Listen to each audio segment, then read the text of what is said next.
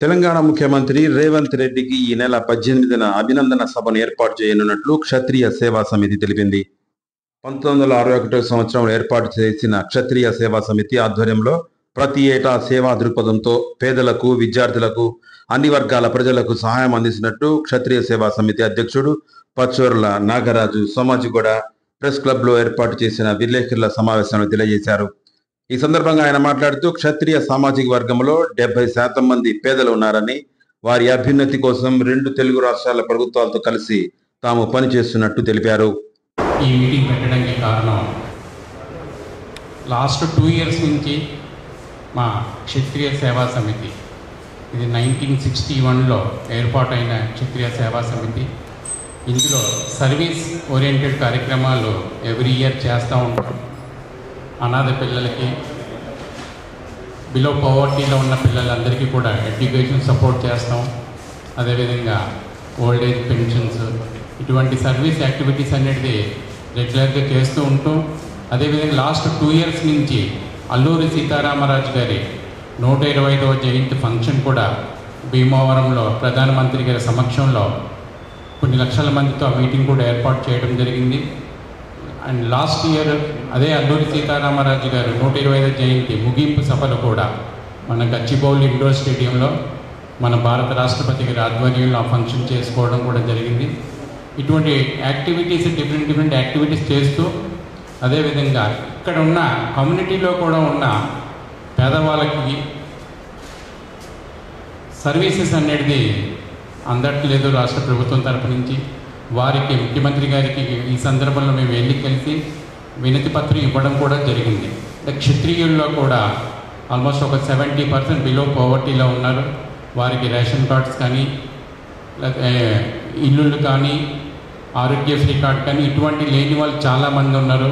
వారికి మీరు సహకారం అందించాలి అని వారిని కోరినప్పుడు, అదేవిధంగా మాకు కూడా ఇక్కడ ఒక అల్లూరి సీతారామరాజు గారి భవనం పేరు మీద ఒక క్షత్రియ భవనం లాంటిది కట్టుకుందాం అని చెప్పి వారిని రిక్వెస్ట్ చేసినప్పుడు వారు దానికి ఆమోదించారు. ఓకే, నేను అది చేస్తానని స్థలం కూడా కేటాయించి అందులో మీకు క్షత్రియ భవనం ఏర్పాటు కూడా మా తరఫున కృషి చేస్తామని చెప్పి వారిని కలిసినప్పుడు చెప్పడం జరిగింది.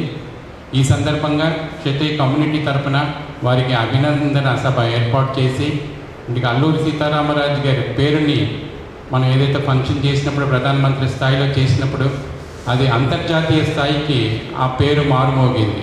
అదే అల్లూరి సీతారామరాజు గారి పేరు మీద ఒక భవనం ఏర్పాటు చేసి సమాజంలో కూడా అందరికీ కూడా సేవ చేయాలనే ఒక దృక్పథంతో వారిని కోరడం జరిగింది. దానికి వారు అంగీకరించి తప్పనిసరిగా నేను మీ మీటింగ్లో వచ్చినప్పుడు అనౌన్స్ చేస్తాను అని చెప్పి వారు చెప్పడం జరిగింది. అదేవిధంగా అన్ని కులాలకి కూడా ఇక్కడ కార్పొరేషన్ కూడా ఏర్పాటు చేయడం జరిగింది. సో క్షత్రియులో కూడా కార్పొరేషన్ అనేది ఒకటి కావాలని చెప్పి వారిని రిక్వెస్ట్ చేయడం జరిగింది. ఆ కార్పొరేషన్ మూలంగా కమ్యూనిటీలో ఉన్న పేద విద్యార్థులకి, అనాథలుగా ఉన్న చాలామంది, కొన్ని వేల మంది ఇక్కడ క్షత్రియుల్లో ఉన్నారు. వారందరికీ కూడా సహకారం అందించాల్సిందిగా వారిని కోరినప్పుడు దాన్ని కూడా వారు హామీ ఇవ్వడం జరిగింది. రేపు మీటింగ్లో మాత్రం అఫీషియల్గా అనౌన్స్ చేస్తానని చెప్పి వారు మనకి చెప్పడం జరిగింది. ఈ సందర్భంగా కమ్యూనిటీ తరపు నుంచి వారికి భారీ అభినందన సభ కూడా ఏర్పాటు చేయడం జరిగింది.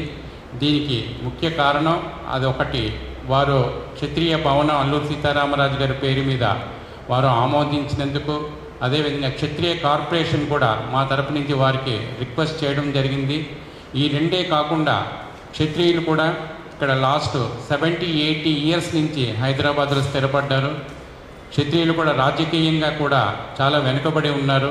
సో రాజకీయంగా కూడా మాకు వారు ఒక అవకాశం ఇవ్వాల్సిందిగా లోకల్ బాడీలో కానీ, జిహెచ్ఎంసీలో కానీ, ఎమ్మెల్యేలుగా కింద కానీ మాకు కూడా ఒక అవకాశం ఇవ్వాల్సిందిగా వారిని మేము కోరడం జరిగింది. అదేవిధంగా రేపు అభినందన సభలో కూడా వారిని ఇవి రిక్వెస్ట్ చేస్తాం. సో వారు ఆమోదిస్తారు మా కోరికలని మేము ఆ భావనతో వారికి అభినందన సభ ఏర్పాటు చేసి కొన్ని వేల మందితో రేపు 18వ తారీఖు అంటే ఆగస్టు 18 సండే రోజు ఈవినింగ్ 4 o'clock నుంచి 6 o'clock దాకా మన గచ్చిబౌలిలో ఉన్న ఇండోర్ స్టేడియంలో భారీ బహిరంగ సభ ఏర్పాటు చేయడం జరిగింది. దానికి ఒక 10,000 నుంచి 10,000 మంది దాకా కూడా ఆ ఫంక్షన్ రావడం జరుగుతుంది.